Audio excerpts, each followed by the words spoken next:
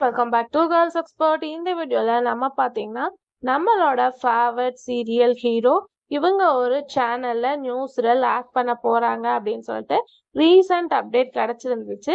அதுக்கு ஆஃப்டர் இவங்க எந்தவித சீரியல்ஸுமே அதாவது இவங்கள பத்தி நியூஸ்ல ஆக்ட் பண்றாங்களா இல்லையா அப்படின்ற அப்டேட் கூட இல்லாம ஆயிடுச்சு.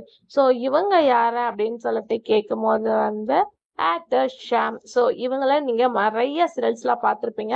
இவங்க ஸ்பெசிஃபிக்கா என்ன சேனல் நியூஸ்ல கமிட் ஆனாங்க அப்படின்னு கேட்கும்போது ஜீ தமிழ்ல இவங்க ஒரு நியூஸ் சீரியல் பண்ண போறாங்க. அதுவும் பார்க்கும்போது ஒரு பாப்புலர் சீரியலோட ரீமேக்ல தான் இவங்க ஆக்ட் பண்ண போறதா லேட்டஸ்ட் அப்டேட் நமக்கு கிடைச்சு.